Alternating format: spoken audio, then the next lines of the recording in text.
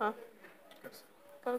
हाँ, आज हम देखेंगे जो माध्यमिक शिक्षा बोर्ड का जो ब्लूप्रिंट जारी किया है उसके अकॉर्डिंग जो अति लघुतरात्मक मैथमेटिक्स के अंदर जो अति लघुतरात्मक सवाल आएंगे 1 से लगा करके 10 तक, उन सवालों का सॉल्यूशन करेंगे। और इसमें वही सवाल सॉल्यूशन करवाए जाएंगे जो माध्यमिक शिक्षा बोर्ड के मॉडल पेपर ब्लूप्रिंट के अकॉर्डिंग है। मतलब इन्हीं प्रश्नावलियों में से ऐसे ऐसे सवाल ही, मैं ये तो नहीं कहता कि यही सवाल आएंगे, लेकिन लगभग इसी के जैसे सवाल एग्जाम में पूछे जाएंगे। तो सबसे पहले देखते हैं पहला सवाल। पहला सवाल किस प्रकार का आएगा? जो मैथमेटिक्स में पहला सवाल आएगा वो कुछ इस तरह से आएगा, वैदिक गणित के अंदर से आएगा। और उसका जैसे मैं लिखता हूँ 1/x-7 plus 1/x-2 is equal to 1/x-5 plus 1/x-4। अब इसमें x का मान ज्ञात करना होगा अपने को। तो वैदिक गणित के अंदर अपने को जो 1.4 प्रश्न वाला है उसके अंदर के जो सूत्र प्रावर्ती योजित और सूत्र शून्य साम्य योजित के प्रश्न अपने को आने चाहिए। इसमें देखिए, जब हर समान हो तथा अंश समान हो तथा हरों का योग समान हो तो हरों के योग के बराबर में अपन 0 रखेंगे और आंसर निकालेंगे। यहाँ देखिए हरों का योग क्या हो रहा है अपने पास, तो हरों का योग दोनों ही तरफ देख लेते हैं अपन, x-7 और x-2, और इधर वाले के हरों का योग हो रहा है x-5 और x-4। इनको जब आपस में अपन जोड़ते हैं तब अपने पास x को तो छोड़ो, बाकी क्या रह रहा है अपने पास, मतलब x 2x हो गए और -7 और -2 ये मिलकर के अपने पास हो जाएंगे टोटल -9। और इधर अपने पास आएंगे x हो गए 2x और -5 और -4 हो जाएंगे -9। तो अब अपने पास आ रहा है 2x -9, तो x इनके बराबर अपने को 0 रखना है। अब देखिए 2x -9 इज इक्वल टू 0 और 2x इज इक्वल टू हो जाएगा अपने पास 9 और x इज इक्वल टू होगा 9/2। तो इस प्रकार से अपन x का मान अपन निकाल लेंगे। उसके बाद अपन बढ़ते हैं नेक्स्ट क्वेश्चन की ओर। अब बढ़ते हैं अपन नेक्स्ट सवाल की ओर, और नेक्स्ट सवाल कुछ इस तरह से होगा, ये भी वैदिक गणित से ही होगा, क्वेश्चन नंबर 2। और ये सवाल होगा जैसे 85 का स्क्वायर करना है, 85 का वर्ग एकाधिकन विधि से करो।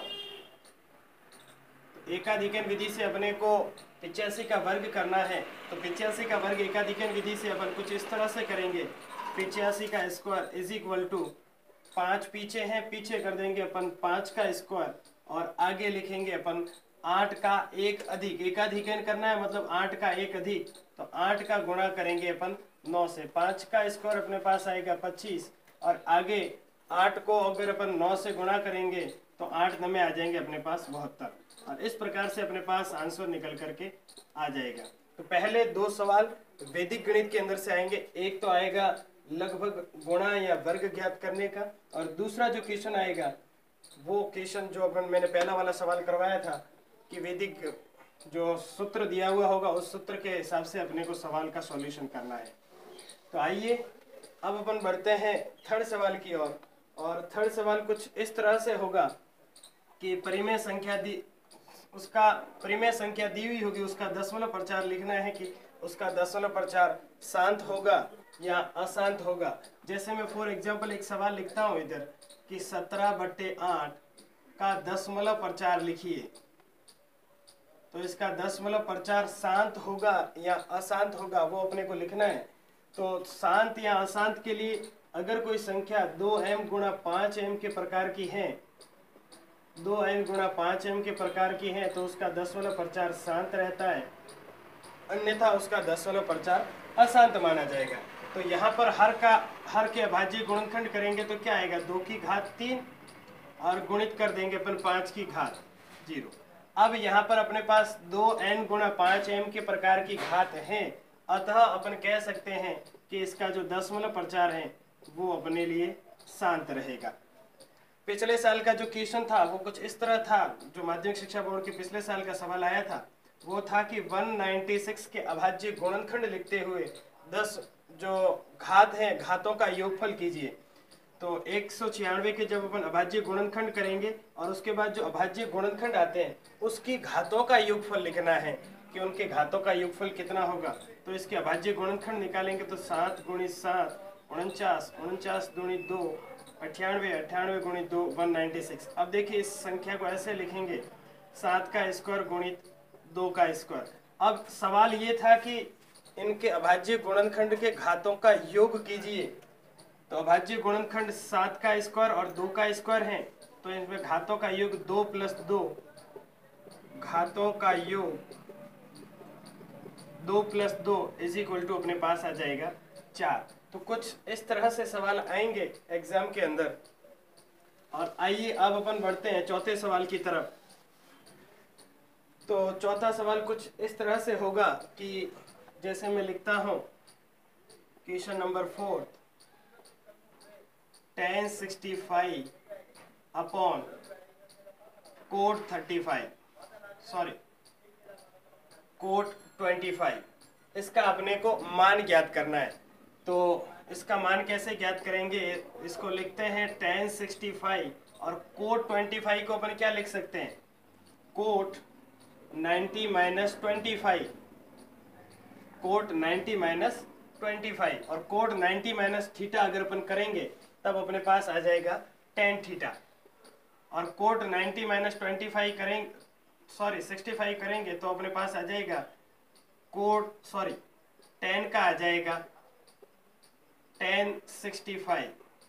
cot 90 - थीटा tan थीटा में बदलता है, अतः अपन ने इसको कन्वर्ट किया tan थीटा में, तो cot 90 - थीटा tan थीटा में बदल जाएगा और tan 65 से tan 65 कितनी बार कट जाएगा, एक बार। अतः इसका आंसर अपने पास जो अभीष्ट मान होगा, अभीष्ट हल होगा, वो होगा 1। उसके बाद जब अपन आगे बढ़ते हैं तो कुछ सवाल ऊंचाई और दूरी से संबंधित प्रश्नावली है, 8वीं प्रश्नावली, उसके अंदर से आएंगे। और सवाल जैसे देखिए मैं लिखता हूं 5वां सवाल कि एक खंबे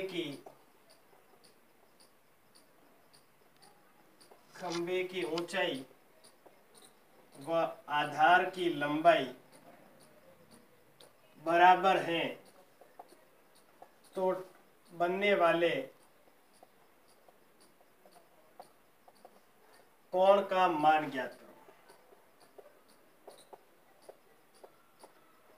मतलब कितने डिग्री का कोण बनेगा वो अपने को बताना है। तो अब जो सवाल दिया हुआ उसके अकॉर्डिंग अपन चलते हैं। सवाल है कि एक खंबा है, उसकी लंबाई मान लेते हैं अपन x है, और जो एक आधार है, ये रही आधार, और ये दोनों ही बराबर है, ऊंचाई और आधार बराबर है। तो ये जो उन्नयन कोण बन रहा है, इस उन्नयन कोण का मान कितना होगा।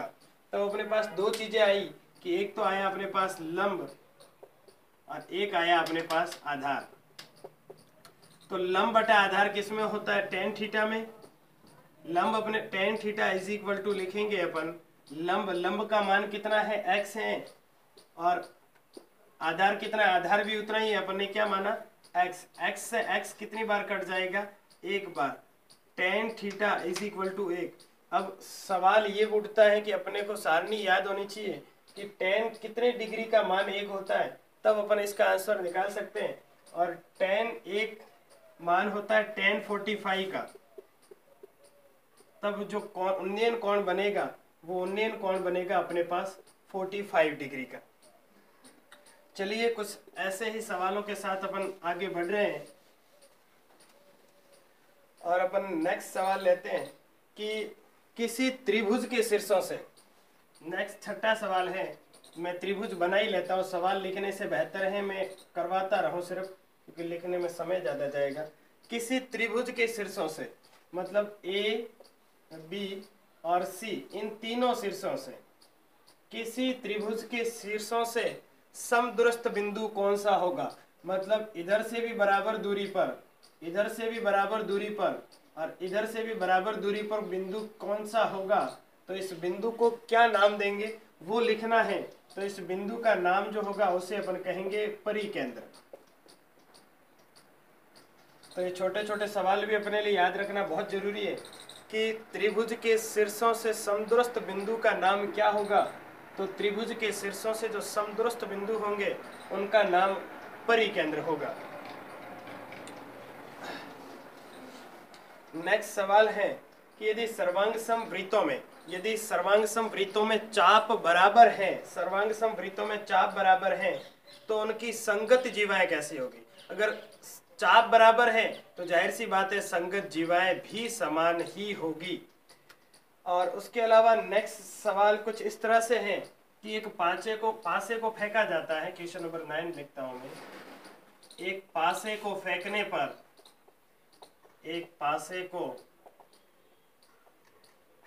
पर अभाज्य संख्या आने की प्रायिकता क्या रहेगी। अभाज्य संख्या आने की प्रायिकता क्या रहेगी। एक पासे को फेंकने पर अभाज्य संख्या आने की प्रायिकता क्या रहेगी। तो सबसे पहले अपने को प्रायिकता इज इक्वल टू होता है अनुकूल परिणाम बटे कुल परिणाम। तो यहाँ एक पासे को फेंकने पर कुल परिणाम कितने आएंगे वो देख लेंगे कि एक पासे को फेंका जाता है तो कुल कितने परिणाम आते हैं। तो एक पासे को फेंका जाता है तो कुल परिणाम आने देखो, या तो 1 आएगा, या फिर 2 आएगा, 3 आएगा, 4 आएगा, 5 आएगा, या 6। रबड़ से खेलते ही है ना, पासा बना करके अपन खेलते तो 6 ही आते। या तो 1 आता है, या 2 आता है, 3 रबड़ के ऊपर लिखते हैं ना अपन 1 2 3 4 5 6। तो इसमें ये चीजें आती है, या तो 1 आता है, या 2 आता है, 3 आता है, 4 आता है, 5 आता है, या 6 आता है। अब पूछा है सवाल, ये तो अपने हो गए कुल परिणाम, ये तो हो गए अपने कुल परिणाम। अब है कि अभाज्य संख्या आने की प्रायिकता क्या है। तो इसमें से अपन अनुकूलित परिणाम देखेंगे। अनुकूलित परिणाम, और अनुकूलित परिणाम क्या होंगे, अभाज्य संख्या ही तो अपना अनुकूलित परिणाम है। इसमें अभाज्य संख्या कौन कौन सी है तो देखेंगे। एक तो न भाज्य संख्या है और न ही अभाज्य संख्या, उदासीन रहेगी। तो पहली अभाज्य संख्या कौन सी अपने पास 2, उसके बाद रहेगी 3, 4 तो चूंकि भाज्य है, और उसके बाद रहेगी 5। तो अपने पास जो प्रायिकता आएगी, प्रायिकता बराबर होता है अनुकूलित परिणाम